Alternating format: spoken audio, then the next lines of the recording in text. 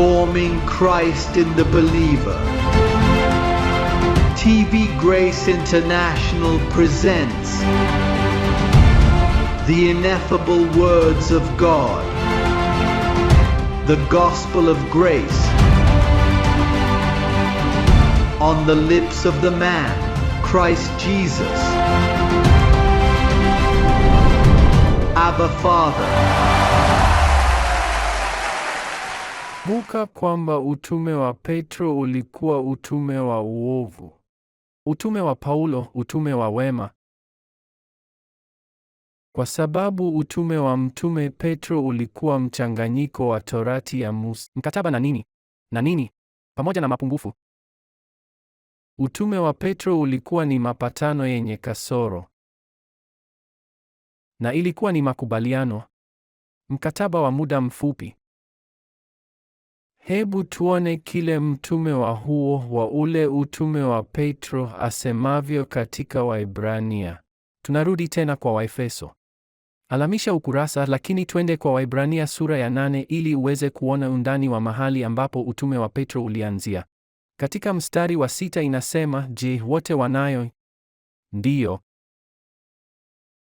Nataka uangalie kwa makini sasa hivi, kwa sababu nitazungumzia utume wa uongo na utume wa kweli, kuhusu injili ya kweli na injili ya uongo. Katika kesi hii, sababu tunazungumza juu ya ukamilifu wa watakatifu, na utume wa Petro hauwatimilishi watakatifu, badala yake. Kisha unahitaji kuelewa ni utume gani utakaokimbilia. Angalia mstari wa 6 unasema nini? Lakini sasa amepata huduma iliyo bora zaidi, kwa kuwa yeye ni mpatanishi wa agano lililo bora zaidi lililoamriwa juu ya ahadi, kwa sababu kama huyo wa kwanza alikuwa hana dosari. Namaanisha kasoro. Kwa hakika hakuna nafasi ambayo ingefanywa kwa ajili ya pili. Namaanisha kwamba mapatano hayo yalikuwa na dosari, na utume wa Petro ni ule wa tohara ambao, unakumbuka, Musa aliamuru kutahiriwa kwa watoto siku ya 8. Kila mtoto wa kiume alipozaliwa ilibidi atahiriwe. Na kisha hebu tuangalie Wagalatia kabla ya Waefeso, tufanye mapitio kidogo kwa sababu ya ziara na kwa sababu ya wale wanaonitazama kwenye mtandao. Tazama, makasisi wananitazama, wachungaji wa Kipentekoste wananitazama, Wabaptisti, watu kutoka madhehebu yote. Kwa hivyo sasa nitaokoa maisha yao. Mimi ninakwenda kuwaokoa. Nitaokoa maisha yao kwa sababu wakijua tutazungumza nini, wataacha utume wa Petro na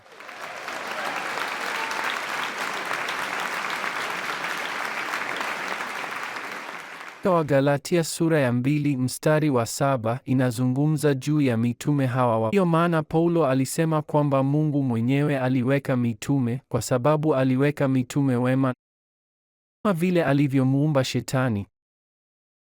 Yeye ndiye aliyeiumba. Anafanya mema na mabaya. Mungu ndiye mtawala wa vyote viwili. Sasa angalia inavyosema hapa katika mstari wa 7. Kinyume chake, walipoona kwamba nimekabidhiwa injili kwa watu wasiotahiriwa, kama vile Petro alivyokuwa amekabidhiwa injili ya nini? Sema, injili mbili. Kuna injili ya kweli na kuna injili ya uongo. Injili ya kutotahiriwa ni kwa ajili yetu sisi watu wa lile lililohusu tohara lilikuwa la Wayahudi. Kwa hiyo kuna mitume wawili. Sasa tunapaswa kuona mwenendo wa Petro katika angalia kile inachosema katika sura ya 2 mstari wa 14. Angalia kile inasema.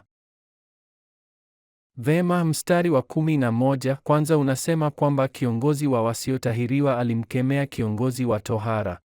Kwa maneno mengine, Paulo anamkemea Petro katika mstari wa 11. Anasema, lakini Petro alipofika Antiokia nalimpinga usoni kwa sababu alikuwa je. Ina maana kwamba Paulo anakuja na kusema, tazama ndugu, mimi nilipewa injili ya wasiotahiriwa na Petro injili ya waliotahiriwa. Lakini kisha anaonekana akimkemea akisema, unamhukumu Petro. Sema, hebu fikiria Petro akimwambia Paulo, lakini Paulo, ikiwa unasema kwamba Mungu alinipa injili ya tohara, basi ushikamane na Wayahudi kwa sababu hiyo inatoka kwa Musa. Hilo lilikuwa agano lenye dosari. Usilete hilo kwa mataifa. Ndiyo maana Yesu katika siku za mwili wake aliwaambia mitume, msiende kwa watu wa mataifa, msiwapelekee watu wa mataifa, maana hii ni kwa ajili yenu, enyi Wayahudi. Lakini basi katika mstari wa 14 Petro hamsikilizi. Angalia mstari wa 14 unasema nini? Inasema, nilipoona ya kuwa hawakuenenda kwa unyofu sawasawa na kweli ya Injili. Sema katika Injili. Injili ni kutotahiriwa ambako ndiko umehifadhiwa sasa hivi. Hakikisho wa kwamba unaenenda katika kweli, kwamba haumo katika huduma ya uongo. Huo ndio uthibitisho kwamba hauko katika utume wa uongo. Angalia inavyo, lakini nilipoona ya kuwa hawaenendi sawasawa na kweli ya Injili, nalimwambia Petro mbele yao, ikiwa ninyi mkiwa Myahudi mnaishi kama watu wa mataifa mengine na si kama Myahudi, kwa nini mnawalazimisha watu wa mataifa mengine kuwa Wayahudi? Petro alikuwa akifanya nini? Alikuwa anatulazimisha sisi mataifa tufanye nini? Vema, unajua kwamba Petro alikosea kwa sababu injili yake ilikuwa ile ya tohara kwa Injili ya Paulo ilikuwa kwa ajili yetu sisi mataifa. Kwa hiyo nini kinatokea? Paulo anapokwenda Rumi, huanza kwa sababu watu wa mataifa walikuwepo. Warumi hawakuwa Wayahudi, walikuwa watu wa mataifa. Paulo akasema, hili ndilo eneo langu. Petro, usiingilie Rumi. Hili ndilo eneo langu, injili ya watu wasiotahiriwa, ninataka kuipeleka Roma. Lakini alipoanza kusema juu ya jambo hilo, Petro akafanya hila na kusema, mtu huyu. Kwa hivyo hadithi. Niambie hadithi. Sikiliza, wale unaotutazama mtandaoni wataelewa hadithi. Hadithi inasema kwamba jukumu la Paulo lilikuwa kwenda wapi? Kwa watu wa mataifa pamoja na injili ya watu wa. Lakini Petro na mitume wakaja wakatafuta njia ya kumuua. Kwa hivyo ni nani alikuwa papa wa kwanza? Petro alifanya nini? Paulo akamwambia, tazama, umehukumiwa. Usinilete tohara kwa watu wa mataifa mengine, lakini Petro aliendelea. Hiyo maana Petro ni mbaya. Petro hakuwa mtiifu. Inabidi nimtambulishe Petro katika mataifa, kwa sababu kama papa akinisikiliza atasema, tazama, sikujua hilo. Niache injili ya uongo.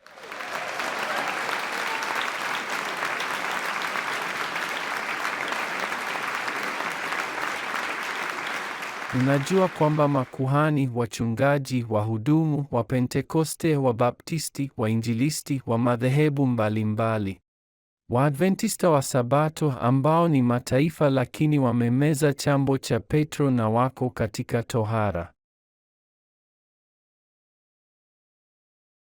Tazama, Petro alikuwa mbaya tangu mwanzo. Mungu alichagua mitume 11 kwa ajili ya tohara, kwa ajili ya uovu, kwa sababu hilo ni agano. Mchungaji, kwa nini unasema hivyo kuhusu Petro? Angalia, usimwambie mtu yeyote, lakini nitawaambia watu kwenye mtandao. Sikiliza hili. Je, unakumbuka kwamba Petro alifanya miujiza mingi? Alitoa pepo na kufanya miujiza. Je, unajua Yesu alisema nini kuhusu aliwaambia, siku hiyo wengi wataniambia, kwa jina lako tunatoa pepo, nami nitawaambia, sikuwajua ninyi kamwe, ninyi watenda mabaya, watenda maovu. Mchungaji, lakini unasema Petro ni mwovu. Semi inasema hapa, Paulo alisema, mmehukumiwa, ninyi ni wao. Siwadhuru mataifa. Acha hiyo hapa Yerusalemu. Pedro. Angalia, Pedro alikuwa mbaya na nina ushahidi. Sisemi uongo. Tazama, mpenzi yeyote wa kweli anayenitazama kwenye mtandao ambaye ni mwaminifu, kwa sababu Paulo anasema, mkiisikia kweli na msiitii, watu hawa hutumikia matumbo yao wenyewe, hawampendi. Lakini yeyote anayempenda Yesu Kristo kweli na kunisikiliza atasema, tazama, anasema ukweli. Ilibidi Paulo amkemee Petro. Ndugu, tunachozungumza ni hii ni ya kihistoria. Je, huoni kwamba kanisa limedanganywa hadi leo? Leo kanisa limedanganywa. Wewe na mimi tunaamka sasa kuona uharibifu uliofanywa na Pedro. Najua kuna maelezo ya kina juu ya maisha ya Yesu wakati wa siku zake duniani ambayo inasema kwamba hakuna udanganyifu uliopatikana kinywani mwake. Si hivyo? Kwa hiyo hilo linamaanisha nini? Alikuwa anazungumzia nini? Kweli? Sema, hakika nawaambia, kutoka kwa kila neno lisilo na maana, kila neno lisilo na yasema watu watayahadithia siku hiyo mbele ya malaika. Kwa maneno mengine, aliwalinganisha watu hao na wavulana wanaobarizi katika viwanja vya mji. Hivyo ndivyo Biblia inavyosema. Wanazungumza mambo ya kipumbavu. Kwa kila neno litokalo katika kinywa chake, alilitumia hilo kwake mwenyewe, kwa sababu hakuwahi kusema neno. Ina maana kwamba alipomwambia Petro siku moja, Petro, ondoka kwangu Shetani.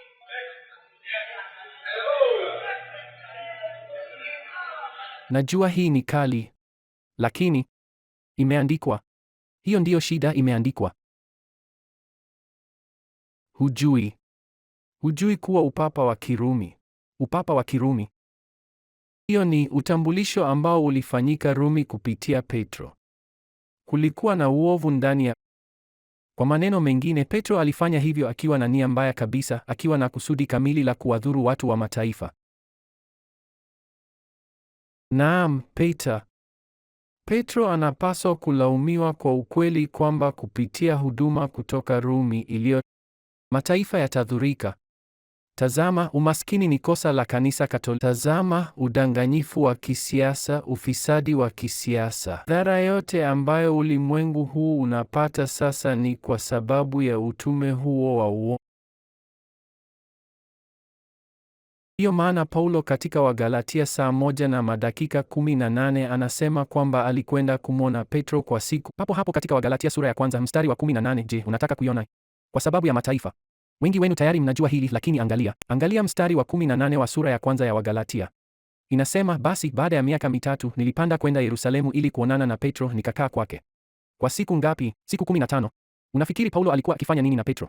Angalia, Petro, nitakuambia, ulikuwa pamoja na Yesu katika siku za mwili wake, lakini baada ya kufufuka kutoka kwa wafu, alinitokea na kunipa injili tofauti na ile mnayohubiri kwa ajili ya watu wa mataifa mengine. Mengi yanaweza kujadiliwa ndani ya siku 15. Habari. Miaka 14 ilipita na Paulo hakuweza kuvumilia tena.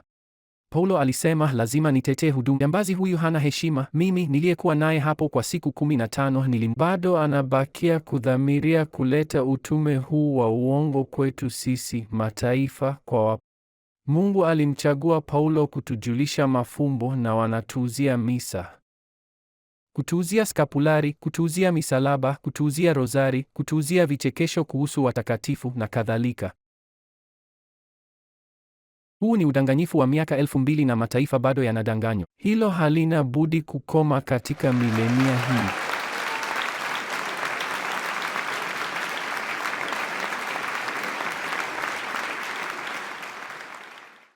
Inanifanya niteswe, sivyo?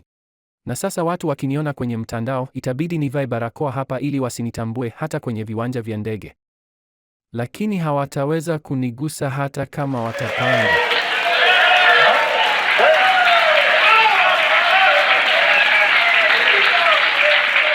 Najua kwa nini?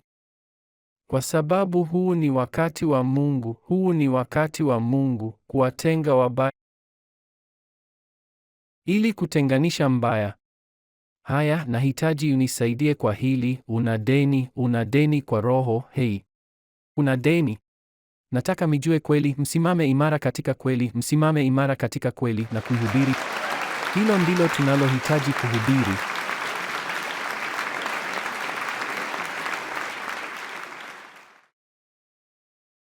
Mitume wawili, injili mbili. Mchungaji, vipi kuhusu injili zingine 4? Hizo sio injili, hizo ni hadithi. Mathayo, Marko, Luka, Yohana. Kama Lukas alisema, wengi tayari wamejaribu kuweka historia katika mpangilio. Luka, kitabu cha Luka si injili. Utakiwi kusema, hebu tutazame injili takatifu kulingana na mtakatifu Luka. Hapana, kwa sababu Luka mwenyewe alisema, kama Luka angalikuwa hai angekuambia, tazama, hiyo si injili, ni hadithi niliyoandika kulingana na mambo niliyochunguza. Kuna injili mbili. Moja ni ya uongo na nyingine ni kweli. Cha kweli ni kile cha Mtume Paulo na kinapatikana tu katika vitabu Warumi hadi Waebrania. Kisha kuna vitabu vingine ambavyo ni sehemu ya Biblia lakini ni hadithi, ni maandiko, lakini injili inatoka kwa Warumi hadi kwa Waebrania. Na unahitaji kujua sababu. Huo ndio usemi ambao ndugu yetu aliyebarikiwa Mtume Paulo alisema, ambaye alituachia msingi ulioandikwa na sisi. Halo mtume, kwa nini hakuna mtu aliyesema haya hapo awali? Sote tulidanganywa. Na unajua nini? Nilidanganywa kwa miaka mingi sana. Nilishuku kuwa kuna kitu kibaya, lakini sikujua ni nini haswa. Unajua kwamba wanatheolojia wanaonitazama sasa hivi wanasema, mtu huyu anasema nini? Halo, angalia, imeandikwa. Na kwa nini hakuna mtu aliyesema hapo awali? Kwa sababu Mungu aliwawekea hayo. Mungu alificha ufahamu wao kwa miaka 2000 kwa sababu Mungu alichagua mitume 11 wa uovu. Mchungaji, unasema mitume walikuwa wabaya? Wote walikuwa wabaya.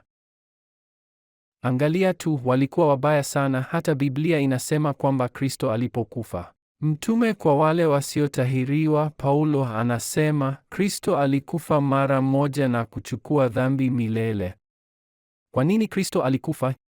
Kuondoa nini? Dhambi, sawa.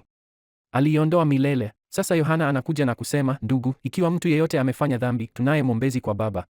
Kisha mara tu Yohana anaposema ikiwa mtu yeyote amefanya dhambi, je, unajua Juan alikuwa anafanya nini? Kutupilia mbali kusudi zima la Kristo katika kufa juu ya msalaba wa Kalvari. Hii ina maana kwamba Yohana alikuwa mbaya kuliko Petro na James. Yakobo anasema, ndugu, unaona kwamba mwanadamu hahesabiwi haki kwa imani pekee bali kwa matendo pia. Paulo anasema, ndugu, basi twaona kwamba mwanadamu huhesabiwa haki kwa imani pasipo matendo.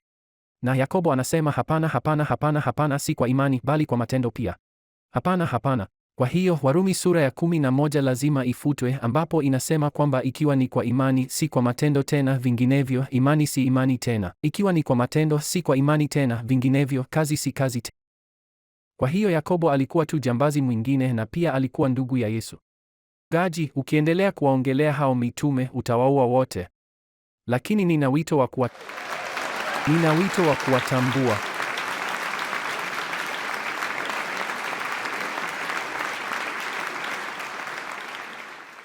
Pedro alikuwa mbaya. Ndiyo maana Bwana akasema, watu hawa wanaita jema kuwa ni uovu na ubaya ni wema. Sio kila kitu kinachometa ni dhahabu. Unawaona watu hao karibu, unajua. Wao ni kufafanua sana na kufanya sherehe nyingi, wachungaji wenye Biblia kubwa. Nao wanazungumza juu ya Yesu Kristo na kusema, Bwana anakupenda. Yesu Kristo ni Mwokozi wa ulimwengu, lakini Ibilisi anakutafuta. Kwa hiyo ni njia moja, njia ya kuzungumza vizuri, lakini kisha kukataa kila kitu. Kristo alikufa kwa ajili ya dhambi zetu, lakini hakuwaondoa kabisa. Bado unaweza kupatikana katika dhambi. Basi kwa nini alikufa? Kukuacha na mwili mbaya. Dhamana ni 100% kwamba watakukuta tena katika dhambi. Kwa hiyo Kristo alikufa bure kwenye msalaba wa Kalvari. Je, tunafikiri inakuwaje kwamba watu hao wanaompenda Bwana sana wanakuambia wanampenda kuliko sisi? Wanatembea na Biblia zao namna hiyo katika kila uwanja wa ndege. Ninamficha yangu ili nisichanganywe nao. Wanatembea na Biblia namna hiyo. Hao ndio wanaosema, ndugu, Mungu anachukia dhambi. Na kwa hiyo mkipatikana katika dhambi mtabaki Kristo ajapo. Lakini dhambi gani? Je, ni hukumu gani? Je, alikuja na kuiondoa au bado iko? Kuna njia nyingi za kukataa kile mtu anachosimamia. Kuna wanaume wanakuambia lakini ndani kabisa Pablo aliita hila hizo tupu. Kuonekana kwa uchamungu. Akili zilizochangiwa. Mitume wawili. Nzuri. Mbaya. Tuko chini ya walio wema wa kweli, injili ya neema aliyopewa mtume mmoja. Mtume Paulo. Hiyo ni kweli. Tumeipokea.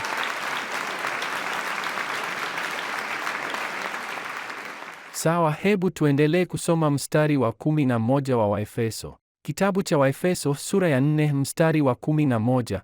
Anasema, naye aliweka wengine kuwa mitume, wengine manabii, wengine wainjilisti, kwa wengine wachungaji na waalimu, ili kuwatayarisha watakatifu kwa kazi ya huduma, kwa ajili ya kuujenga mwili wa Kristo, Hata sisi sote tutakapoufikia umoja wa imani na kumfahamu sana Mwana wa Mungu, hata kuwa mtu mkamilifu, hata kufika kwenye cheo cha kimo cha utimilifu wa Kristo. Hapa kuna undani. Hii inajitolea kwa sababu inasema hapo, yeye mwenyewe aliweka baadhi ya mitume ni kwa wingi. Ndiyo maana baadhi ya watu waliobarikiwa ulimwenguni pote husema Jos Lewis sio mtume pekee.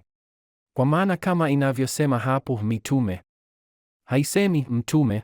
Sasa tunaelewa kwamba ili kudumisha umoja wa Roho lazima kuwe na mtume mmoja tu, kwa sababu ikiwa inasema mitume, kisha mitume watafundisha tofauti na tunaingia katika utofauti.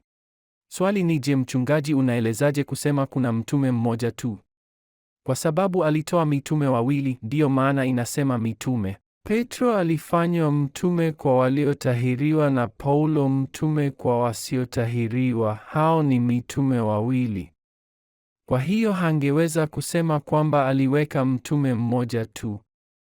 Aliweka mitume. Hivyo kusudi lilikuwa kujengwa kwa mwili wa Kristo. Sasa hebu nikuulize, uliyebarikiwa, nitakufanya ufikiri tena. Nitakufanya ufikirie. Ikiwa aliweka utume kwa watu wasiotahiriwa ili kujenga mwili wa Kristo, na aliyefanya kazi hiyo alipaswa kuwa Paulo na aliuawa huko Rumi. Kwa hiyo mwili wa Kristo ulikuwa wapi? Petro hakuweza kuinua mwili wa Kristo kwa sababu Petro alikuwa wa tohara na sheria haikukamilisha chochote. Aliwakilisha sheria. Kwa kweli, misa ni nakala ya kile Wayahudi walifanya jangwani. Kwa hiyo mwili wa Kristo ulikuwa wapi? Inasema kwamba jengo na mjenzi walikuwa bado hawajaonekana hadi mwaka 1986. Mwili wa Kristo ulikuwa haujakuwepo kwa miaka 2000. Ilianza wizara hii ilipoanza. Hapo ndipo mwili wa Kristo katika kanisa ulipoanza. Hapo ndipo ilipoanza. Utume wa neema ulifichwa. Paulo aliuawa na hapo ndipo iliposimama. Ili kujenga mwili wa Kristo ulipaswa kuleta mjenzi. Na mjenzi katika kesi hii ninaelewa kuwa ni mimi. Lakini hapo awali nilinaswa na uongo huo. Nilihusika katika hilo pia. Nilikuwa, tazama, kanisa linisikilize, kanisa linalounganisha. Paulo pamoja na mitume. Unajua hilo? Watu husema lakini kulikuwa na mitume 11. Yuda alijiua kisha wakabaki 11. Kisha Paulo akaja kama wa 12. Kwa maneno mengine alikuwa mtume wa mwisho na kisha wanachanganya 12 pamoja. Hivyo ndivyo yale yanayoitwa makanisa ya siku hizi hufanya. Wanachanganya 12 na kisha kuchukua kifurushi kizima, wanachukua tohara bila kutahiriwa. Nao wanayachanganya yote pamoja na kufanya kanisa kutokana nayo. Hilo haliuinui mwili wa Kristo. Je, hukufikiri hivyo? Nilikuwa nikifikiri hivyo, kwamba Paulo alifika kama kuzaliwa kwa wakati usiofaa. Wakamweka pamoja na mitume na kumchanganya. Hapana, hapana, hapana, hapana. Pablo anasema mimi wa kwanza. Paulo anasema mimi wa kwanza. Ni nini zaidi? Alisema mimi niliweka msingi na wale mitume wengine. Watu hao hawakuweka chochote. Halo Pablo, lakini usiwe hivyo. Usiwe bure. Unamtambua Petro, lakini napaswa kuwatambuaje watu hao ikiwa hiyo ni tohara? Hiyo ni sheria iliyochanganywa na Kristo. Na sheria haikuiboresha, ulikuwa ni mkataba wenye dosari. Kwa hiyo mwili wa Kristo ulipaswa kujengwa, lakini ulipaswa kujengwaje? Pamoja na zana sahihi. Mchungaji, kwa hiyo je, makundi mengine ya Kikristo si sehemu ya mwili wa Kristo? Je, zinasambaratishwa kama ilivyotokea kwa nabii huko ambaye alimchukua mwanamke mmoja na kumrarua vipande vipande? Hivyo ndivyo mwili ulivyo. Inavuja damu, iko huko nje, hawajui waendako. Wengine wanaamini hivyo, wengine wanaamini kwamba kuna utofauti mkubwa sana. Huo si mwili wa Kristo. Mwili wa Kristo ni watu wanaozungumza kitu kimoja, wana hisia sawa, maoni sawa na utume mmoja. Je, Injili ya wasiotahiriwa ilianza vipi?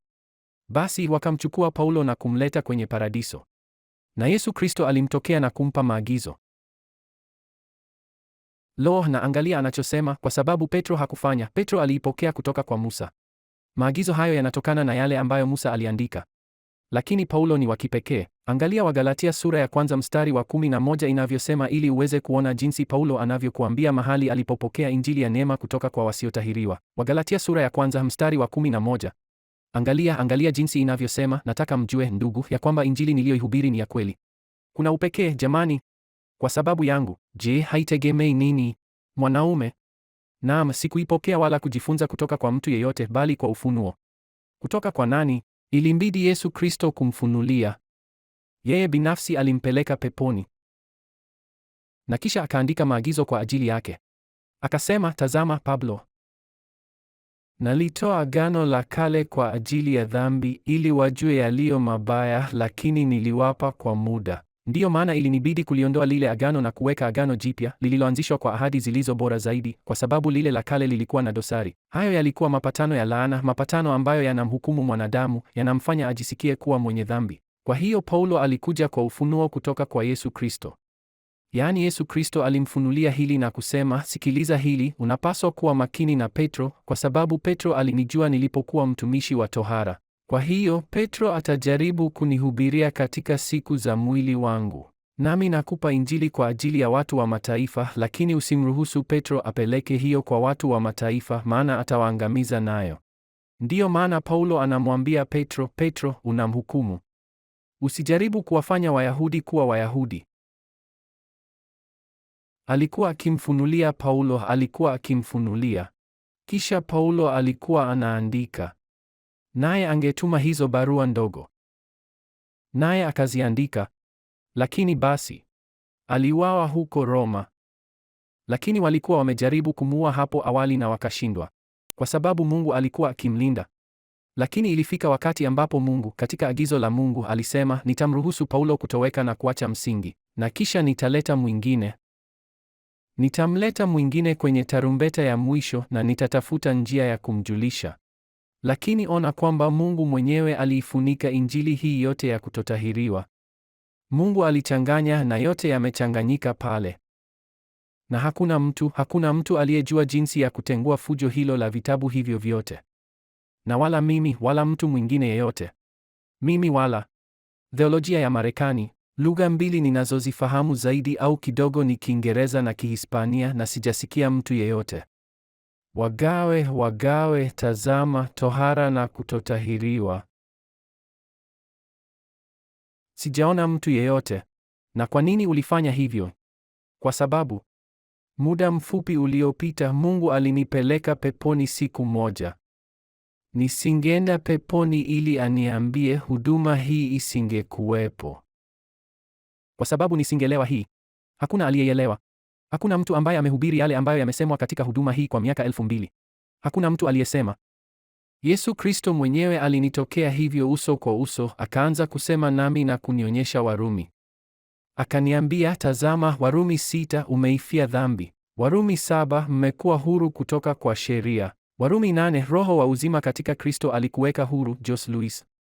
Sio hivyo, hii mwenyewe aliniambia, sio kwamba atakuweka huru. Alikuweka huru kutoka kwa sheria ya dhambi na kifo. Uko salama milele. Jos Lewis aliniambia hivyo mwenyewe. Na mara tu hiyo ilipotokea, hebu fikiria jinsi ya ajabu kwamba nilihusika katika mfumo uliochanganya injili mbili, tohara na kutotahiriwa. Lakini kesho yake, mara ninapoamka, naamka nikisema nimeokoka milele. Niko huru kutoka kwa dhambi. Sina lawama. Siwezi kupatikana katika dhambi ingawa nina dhambi. Siwezi kuonekana katika dhambi kwa sababu siko chini ya sheria. Chini ya sheria ulitenda dhambi. Lakini neema inakufunika na huwezi kupatikana katika dhambi ingawa unafanya dhambi. Kwa kawaida kufanya kitu kibaya kuna matokeo. Kama tulivyosema na kurudia. Lakini tangu siku hiyo nilianza kuchora picha ndogo za miguu. Nembo iko wapi? Ni pale. Miguu ya nembo ya neno kukimbia ambayo tunayo leo, na nikaanza kurekodi kaseti. Ningejifungia chumbani na kuanza kurekodi. Kwa vile sikuwa na wasikilizaji, sikuwa na mtu, hakuna aliyeniamini. Kwa hiyo nilijifungia chumbani na kuanza kuongea kana kwamba ninazungumza na watu wengi. Nami ningeanza kuieleza hivi, ningerekodi kaseti na kutengeneza nakala, kisha ningeanza kuituma huku na huko. Na wale walionisikia waliamini, walisema, hei, hiyo ni kweli. Na ninyi ambao mmenijua kwa muda mrefu, kumbuka kwamba nilikuwa nikirekodi na sikio la mgonjwa. Kanisa ni wagonjwa. Nilikuwa nimerekodi nyimbo ambapo nilizungumza kuhusu watakatifu waliochoka, kusema kwamba nilikuwa nimechoka. Nami ningeandika pia na kuziweka kwenye kaseti na kuzicheza, natengeneza nakala mwenyewe, angalia, kutoka kwa kinasa sauti hadi kingine. Na ningenunua kinasa sauti kingine na kutengeneza 2 au 3 kwa sababu nakala hazikuwepo. Vinakilishi vya kaseti havikuwepo wakati huo. Kwa hivyo nilirekodi kadiri nilivyoweza. Na kisha nilishinda watu 10 na kuwaweka furaha. Na siku 5 baadaye walinipigia simu na kuniambia, habari Jose Luis, ufuati injili ya uongo, sivyo? Kwa sababu Wagalatia husema kwamba mtu awaye yote akiwahubiri ninyi injili nyingine na alaaniwe. Hapana, ulikuwa katika injili hiyo ya uongo. Ninajaribu kukutoa hapo. Ya kweli ni hii ya Paulo. Lo, ni pambano lililoje kuwapiga tu watu wachache mwanzoni. Ilikuwa ngumu sana. Mpaka malaika wa Bwana aliponitokea huko Guaynabo. Na ananiambia, nenda Miami. Chukua masanduku. Usichukue chochote kingine, acha nyumba hapa na samani na kila kitu. Nenda Miami. Kwa sababu huko Miami nina daraja la mataifa. Na nikaanza kuelekea hapa Miami. Hebu fikiria kuamini wito huo, lakini hapakuwa na mtu mwingine. Sikuona mtu yeyote. Nilijua tu kile malaika aliniambia, nenda Miami. Na kisha nilikuwa hapa kwa miaka 2 na sikuweza kujua jinsi ya kuifanya. Hapana Bwana, utafanya hivyo, lakini jinsi gani? Na kisha maagizo. Nenda kwenye redio. Inaanza na dakika 15 na hapo ndipo mapinduzi yalipoanzia. Na neno likaanza kuenea. Je, unajua ni kiasi gani cha fedha unachohitaji kuwekeza ili kuweza kufika kila sehemu ya dunia hivi sasa kutoka hapa? Inagharimu pesa nyingi. Lakini Mungu alikuwa amekusudia jambo hilo tangu zamani. Kwa hiyo katika umoja huo wa imani. Angalia mstari wa 13 unasemaje, mpaka sisi sote tufikie umoja katika imani na katika kumjua mwana wa Mungu, hata kukomaa utu uzima, hata kufika kwenye cheo cha kimo cha utimilifu wa Kristo. Sikiliza haya, Kristo alipokufa. Unajua nini kilimuinua? Kwamba alikuwa na ujuzi kwa sababu alijua kwamba angeshinda kifo. Alishinda kifo wapi? Kupitia maarifa. Kwa hiyo kuna ujuzi kwamba Kristo hata alipokuwa anakufa huko. Jambo ni kwamba hakuweza kuzungumza juu yake, lakini alipofufuliwa alimtokea Paulo na kumkabidhi kwa Paulo. Na iliandikwa, sasa ona kitakachotokea, na uwe tayari kwa kile nitakachosema. Wakati mwili wote wa Kristo unajengwa na neno hili, kupitia kila kongamano sisi sote tuna ujuzi sawa. Katika Brazili ni sawa, kila mahali, katika Amerika ya Kati na Kusini, kila mahali ni maarifa sawa. Angalia, wanatuandikia. Angalia, mkutano huo ulikuwa na athari. Muda mfupi uliopita, Ibi alinionyesha barua kutoka Bolivia ambapo walimwambia, Ibi, hatumkatai Bwana katika hali hii. Hii ina maana kwamba kauli mbiu hatukatai Bwana tayari imefika huko, na Kuba pia hatukatai Bwana hapa na popote. Sasa wakati kila mtu, wale wanaojengwa na injili hii ambayo ni injili ya wale wasiotahiriwa. Mwili huu mbaya tulio nao.